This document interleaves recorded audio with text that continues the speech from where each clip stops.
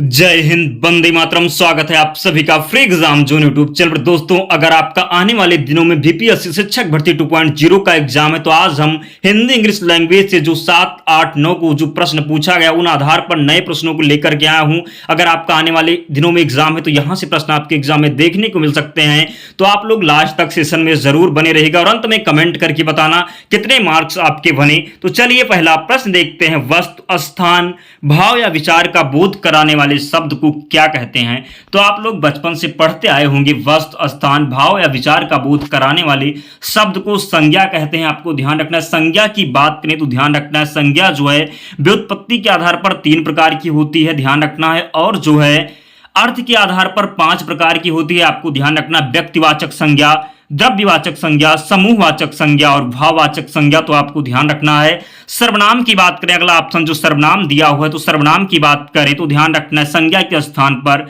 प्रयुक्त होने वाले शब्दों को सर्वनाम कहते हैं, जैसे मैं, तुम, हम, वह, आप, ये सब जो है सर्वनाम है, आपको ध्यान रखना है। अगला प्रश्न देखते हैं। निम्नलिखित में से कौन सा शब्द विशेष है? आपको विशेष बताना है। आसीन हो जाएगा, अग्नि हो जाएगा, मधुर हो जाएगा या फिर कर्मठ हो जाएगा, तो आपको विशेष यहां पर जो है बताना है। तो विशेष की बात करें तो यहां पर जो सेकंड ऑप्शन दिया हुआ है अग्नि, ये विशेष हो जाएगा। बाकी जो है आसीन, मधुर, कर्मठ, ये विशेषण है। विशेषण की बात करें तो आपको ध्यान रखना, जो शब्द विशेषता बताते उन्हें विशेषण कहते हैं, जो शब्द विशेषता बताते उन्हें विशेषण कहते हैं। और विशेष की बात करें जो यहां पर पूछा गया है, विशेष की बात करें तो आपको ध्यान रखना, जिसकी विशेषता बताई जाए, जिसकी विशेषता बताई जाए उसे विशेष कहते हैं। तो ध्यान रखना, राइट आंसर यहां पर सेकंड ऑप्शन हो जाएगा। अगला प्रश्न देखते हैं। भारतीय शब्द का बहुवचन आपको बताना है। भारतीय शब्द का आपको बहुवचन बताना है। भारतीयों होगा, भारतीयों होगा, भारतवासी होगा या फिर इनमें से कोई नहीं होगा। तो जो फर्स्ट ऑप्शन जो लिखा है भारतीयों, ये राइट आंसर हो जाएगा, आपको ध्यान रखना है। अगला प्रश्न देखते हैं। कौन सा शब्द बहुवचन है? 4 ऑप्शन आपके सामने हैं, उनमें से आपको बहुवचन बताना है। माता होगा, प्राण होगा, लड़का होगा या फिर किताब होगा। तो आप लोग कमेंट करके आंसर को जरूर बताएं, कौन सा शब्द बहुवचन है। तो यहां पर जो राइट आंसर हो जाएगा सेकंड ऑप्शन। प्राण की बात करें तो ये जो है बहुवचन है, आपको ध्यान रखना। प्राण जो है ये बहुवचन है। प्रश्न पूछा जा सकता है, कई बार पूछा गया है, तो ध्यान रखना प्राण जो है वो बहुवचन है। नेक्स्ट क्वेश्चन है। रूप के आधार पर विशेषण कितने प्रकार के होते हैं? आपको रूप के आधार पर विशेषण के कितने प्रकार होते हैं बताना है। तो रूप के आधार पर बात करें तो विशेषण 2 प्रकार के होते हैं। पूछा जाए कौन कौन से होते हैं, रूप या स्थान के आधार पर कह सकते हैं विशेषण जो है 2 प्रकार के होते हैं। कौन कौन से होते हैं? ध्यान रखना है, उद्देश्य विशेषण और विधेय विशेषण। कौन से? उद्देश्य विशेषण होते हैं और विधेय विशेषण होते हैं, आपको ध्यान रखना। रूप के आधार पर विशेषण 2 प्रकार के होते हैं। नेक्स्ट क्वेश्चन है। निम्नलिखित में से भाववाचक संज्ञा कौन सी है? आपको भाववाचक संज्ञा यहां पर बताना है। कौन सी भाववाचक संज्ञा होगी? शत्रुता है, वीर है, मनुष्य है, गुरु है। तो आपको राइट आंसर कमेंट करके जरूर बताना। तो यहां पर फर्स्ट ऑप्शन जो दिया हुआ है शत्रुता, ये भाववाचक संज्ञा है, आपको ध्यान रखना। अभी आपको हमने बताया जो अर्थ के आधार पर संज्ञा 5 प्रकार की होती है, उनमें से जो ये है भाववाचक संज्ञा एक हो जाएगा। तो निम्नलिखित में से भाववाचक संज्ञा कौन सी है? तो शत्रुता हो जाएगा, ध्यान रखना है। अगला प्रश्न है। अर्थ की दृष्टि से विशेषण के प्रकार बताइए। तो अभी आपको हमने रूप या स्थान के आधार पर विशेषण के प्रकार बताया कि 2 प्रकार के होते हैं, उद्देश्य विशेषण और विधेय विशेषण। और यहां पर पूछा गया है अर्थ की दृष्टि से विशेषण के प्रकार आपको बताना है। तो अर्थ की दृष्टि से विशेषण के प्रकार की बात करें तो ध्यान रखना है, आपको 4 प्रकार के होते हैं। कितने प्रकार के होते हैं? 4 प्रकार के होते हैं, ध्यान रखना है। पूछा जाए कौन कौन से होते हैं तो आपको ध्यान रखना, सार्वनामिक विशेषण होता है। कौन सा? सार्वनामिक विशेषण होता है, गुणवाचक विशेषण होता है, संख्यावाचक विशेषण होता है, परिमाणवाचक विशेषण होता है, आपको ध्यान रखना है। तो पूछा जाए अर्थ की दृष्टि से विशेषण कितने प्रकार के होते हैं तो ध्यान रखना है 4 प्रकार के, यहां पर राइट आंसर हो जाएगा। प्रश्न आगे आपके एग्जाम में पूछा जा सकता है, तो आपको ध्यान रखना है। अगला प्रश्न है। कारक के कितने भेद होते हैं? इंपॉर्टेंट प्रश्न है, आपके एग्जाम में देखने को मिल सकता है। कारक के कितने भेद होते हैं? राइट आंसर आपको कमेंट करके बताना है। कई बार हमने इसको आपको बताया है, तो आपको ध्यान रखना है 7 होते हैं, 8 होते हैं, 9 होते हैं या फिर 10 होते हैं। जिसने भी सेकंड ऑप्शन 8 का चयन किया है तो राइट आंसर हो जाएगा कारक के कितने भेद होते हैं, तो 8 होते हैं। आपसे पूछा जाए कौन, तो आप कह सकते हैं कर्ता हो जाएगा, कर्म, करण, संप्रदान, अपादान, संबंध, अधिकरण, संबोधन। ये जो है कारक के कितने प्रकार के होते हैं, तो आपको बताया 8 प्रकार के होते हैं, ध्यान रखना है आपको। नेक्स्ट क्वेश्चन है के लिए किस कारक का चिन्ह है, आपको चिन्ह बताना है के लिए। तो अभी आपको हमने बताया कारक जो है 8 प्रकार के होते हैं। कारक जो है कितने प्रकार के होते हैं, 8 प्रकार के होते हैं।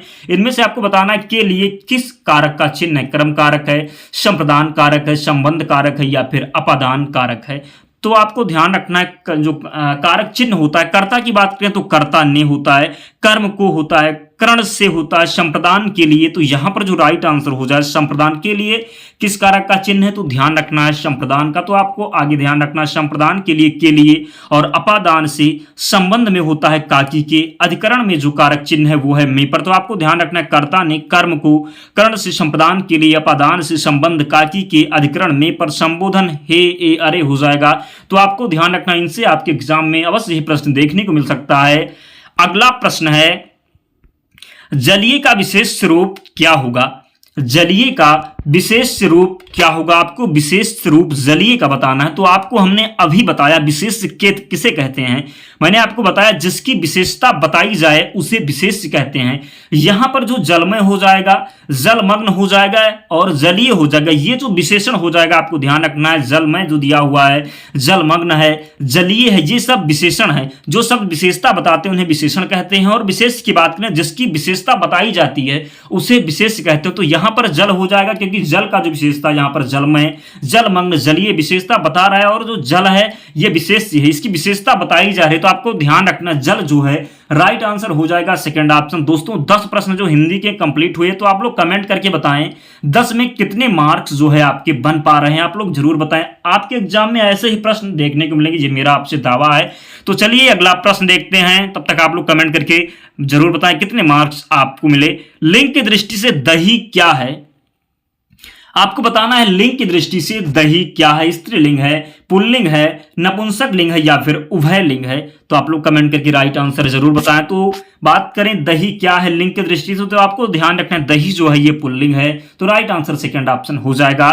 नेक्स्ट क्वेश्चन देखते हैं, संज्ञा के स्थान पर प्रयुक्त होने वाले शब्द को क्या कहते हैं। तो आप लोग बहुत अभी आपको पहले प्रश्न में भी हमने बताया कि संज्ञा के स्थान पर प्रयुक्त होने वाले शब्दों को सर्वनाम कहते हैं। तो आपको ध्यान रखना है राइट आंसर हो जाएगा फर्स्ट ऑप्शन। कई बार आप लोग पढ़ते आए होंगे बचपन से ही, संज्ञा के स्थान पर प्रयुक्त होने वाले शब्द को क्या कहते हैं, सर्वनाम कहते हैं। जैसे मैं हो गया, तुम हो गया, हम हो गए, वह हो गए, आप हो गए। तो यहाँ पर जो हो जाएगा संज्ञा के स्थान पर प्रयुक्त होने वाले शब्द को क्या कहते हैं, तो सर्वनाम कहते हैं, ध्यान रखना है। विशेषण को आपको हमने बताया ही, जो सब विशेषता बताते हैं उन्हें विशेषण कहते हैं, ध्यान रखना। अगला प्रश्न देखते हैं, शाश्वत का विलोम शब्द क्या होगा, आपको बताना है शाश्वत का विलोम शब्द क्या होगा। आप लोग कमेंट करके राइट आंसर जरूर बताएं, प्रश्न इंपॉर्टेंट है, इसका जो विलोम आपके आने वाले एग्जाम में पूछा जा सकता है। शाश्वत का विलोम शब्द क्या होगा, सदवय होगा, अनुस्वर होगा, नस्वर होगा या फिर रहस्यमय होगा। तो राइट आंसर आप लोग कमेंट करके जरूर बताएं। तो शाश्वत का विलोम की बात करें तो आपको ध्यान रखना है जो शाश्वत का विलोम हो जाएगा नस्वर हो जाएगा। जो थर्ड ऑप्शन नस्वर दिया हुआ है ये राइट हो जाएगा। तो जिसने भी थर्ड ऑप्शन का चयन किया वो अपने 1 नंबर ऐड कर सकता है। अगला प्रश्न देखते हैं, उपेक्षा का विलोम बताइए। आपको उपेक्षा का विलोम बताना है, परीक्षा हो जाएगा, अपेक्षा हो जाएगा, उत्प्रेक्षा हो जाएगा या फिर अलौकिक हो जाएगा। तो राइट आंसर आप लोग कमेंट करके जरूर बताएं। उपेक्षा का जो विलोम हो जाएगा आपको ध्यान रखना है अपेक्षा हो जाएगा, यहां पर सेकंड ऑप्शन राइट हो जाएगा, ध्यान रखना है आपको। आप लोग कमेंट करके आंसर जरूर बताते रहें। अगला प्रश्न है, ब्रह्मा का जो विपरार्थक शब्द क्या होगा, जीव होगा, माया होगा, जगत होगा, अज्ञान होगा। तो जिसने भी यहां पर जीव ऑप्शन जो फर्स्ट दिया हुआ चयन किया है राइट आंसर हो जाएगा। यहां पर जो जीव ऑप्शन है राइट हो जाएगा, आपको ध्यान रखना है। नेक्स्ट क्वेश्चन है, 2 पर्वतों के बीच की भूमि को क्या कहते हैं। 2 पर्वतों के बीच की भूमि को क्या कहते हैं, उपत्यका कहते हैं, घाटी कहते हैं, द्रोण कहते हैं या फिर बेसिन कहते हैं। तो आपको कमेंट करके आंसर जरूर बताना है। तो 2 पर्वतों के बीच की भूमि को क्या कहते हैं, तो ध्यान रखना है यहां पर घाटी कहते हैं। 2 पर्वतों के बीच की भूमि को घाटी कहते हैं, ध्यान रखना है आपको। सेकंड ऑप्शन यहां पर राइट आंसर हो जाएगा, ध्यान रखना है। जिसने देश के साथ विश्वासघात किया हो उसे क्या कहते हैं? जिसने देश के साथ विश्वासघात किया हो उसे क्या कहते हैं? बागी कहते हैं, विश्वासघाती कहते हैं, देशद्रोही कहते हैं, फिर विद्रोही कहते हैं। तो ध्यान रखना, जिसने देश के साथ विश्वासघात किया हो उसे देशद्रोही कहते हैं। तो यहां पर थर्ड ऑप्शन राइट हो जाएगा। आपको ध्यान रखना है, देश के साथ विश्वासघात जिसने किया हो उसे देशद्रोही कहते हैं, ध्यान रखना है। अगला प्रश्न है, जो सब कुछ जानता हो के लिए एक शब्द बताइए। जो सब कुछ जानता हो के लिए एक शब्द आपको बताना है। अज्ञ हो जाएगा, सर्वज्ञ हो जाएगा, विशेषज्ञ हो जाएगा या फिर कृतज्ञ हो जाएगा। तो आपको ध्यान रखना, जो सब कुछ जानता हो के लिए एक शब्द हो जाएगा सर्वज्ञ। राइट आंसर सेकंड ऑप्शन हो जाएगा, आपको ध्यान रखना है। अगला प्रश्न है, हिंदी वर्णमाला में स्वरों की संख्या कितनी है? हिंदी वर्णमाला में स्वरों की संख्या कितनी? तो आपको कई बार हमने बताया, राइट आंसर हो जाएगा 11, ध्यान रखना है।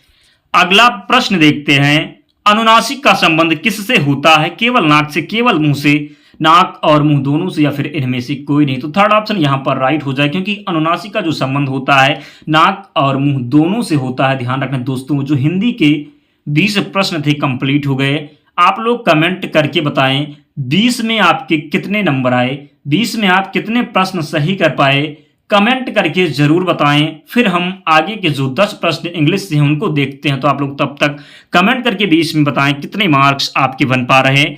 अगला प्रश्न है, आपको सिनोनिम्स बताना है। 21 नंबर क्वेश्चन है, फ्रेग्रेंस दिया है, सिनोनिम्स आपको बताना है। फ्रेग्रेंस दिया हुआ, तो फ्रेग्रेंस की बात करें तो आपको ध्यान रखना, इसका जो मतलब होता है सुगंध होता है। क्या होता है? सुगंध होता है, फिर महक कह सकते हैं, सुगंध, खुशबू बोल सकते।